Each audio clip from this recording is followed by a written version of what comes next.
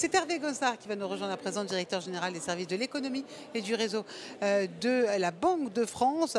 Alors bon, elle est plus de 2 siècles, hein. C'est la gardienne de notre monnaie, de notre stabilité financière. C'est une institution que l'on connaît tous puisqu'elle s'appelle la Banque de France. C'est son directeur général des services de l'économie et du réseau que je reçois à présent. Prenez un micro. Bonjour Hervé Gonsard. Bonjour. Bonjour. C'est votre première fois ici, non? C'est ma première fois ici. Alors, est-ce que votre patron, on l'a déjà reçu à plusieurs reprises? À plusieurs reprises, il est venu 2 fois déjà. 86 000 entrepreneurs. C'est merveilleux. Hein, pour nous qui avons dans notre ADN l'accompagnement des entreprises, c'est un moment extraordinaire. Il y a quand même beaucoup de monde. Alors, politique monétaire, stabilité financière, aide aux acteurs économiques. Comment est-ce que vous inscrivez dans tout ça aussi la lutte contre le changement climatique? Alors, d'abord, la lutte contre le changement climatique, c'est essentiellement le rôle des États. Donc, les banques centrales ne se substituent pas aux États. Pour autant, dans le mandat, oui, c'est de la politique, c'est-à-dire des subventions, des incitations par le prix du carbone, par exemple. Mais en revanche, les banques centrales sont directement concernées. Concernées pourquoi? Parce que quand on regarde les mandats des banques centrales, premier grand mandat, c'est évidemment la stabilité des prix. Et quand on regarde ensuite, c'est la stabilité financière. Or, je ne sais pas si vous avez vu hier, dépêche de l'AFP, on nous dit qu'au Brésil, grosse poussée de l'inflation du fait de la sécheresse. Donc c'est un exemple parmi d'autres. Mais ça montre qu'effectivement, les événements climatiques... Il y a une corrélation. Une corrélation très nette avec l'évolution des prix, l'évolution de la croissance. On l'a vu aussi en Argentine l'an dernier. Et la stabilité financière également. Imaginez donc gros événements climatiques, catastrophique, ça peut très bien, évidemment, avoir des conséquences pour les compagnies d'assurance, pour les banques, et donc c'est l'ensemble de la stabilité financière qui peut être mise en cause, par exemple. Et donc nous, comme on a vraiment ce mandat, eh ben, on est vraiment donc au cœur de cela. Et d'ailleurs, la Banque de France, je suis fier de le dire, est reconnue comme la banque centrale, parmi les banques centrales du G20, qui est la plus impliquée dans le climat. Donc on a des démarches. Qu'est-ce que vous leur proposez à ces entrepreneurs-là pour les prises de risques par rapport à tous ces défis énergétiques et climatiques? Ce qu'on leur propose, c'est un indicateur climat.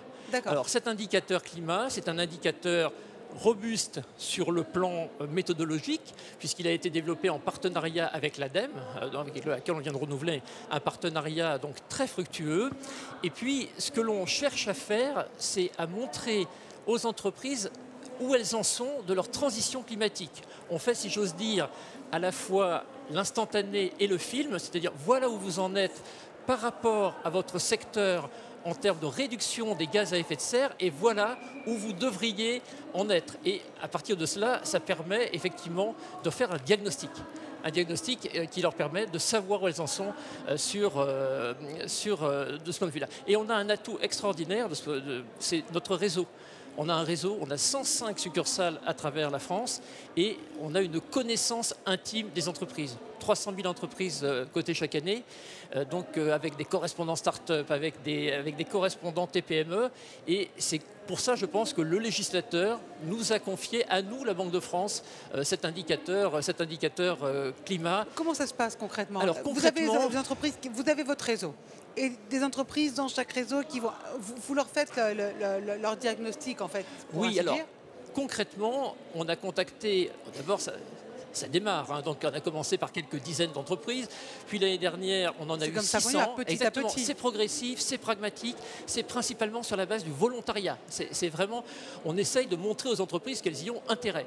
Et je pense qu'elles vont s'en rendre compte. Et on a déjà, sur 3 secteurs, on a mis le focus, parce qu'on a une méthodologie qui est bien aboutie, sur les foncières, sur les transporteurs et sur les producteurs d'énergie électrique. Voilà. Donc ça a été le premier axe, et on souhaite évidemment se fonder essentiellement sur les entreprises qui ont des grosses émissions de gaz à effet de serre.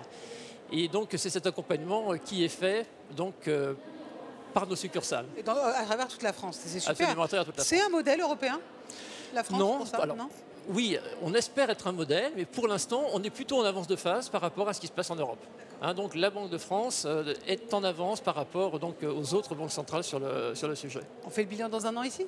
Allez, avec plaisir. Merci beaucoup Hervé Gonsard, directeur général des services de l'économie et du réseau de la Banque de France. Merci beaucoup.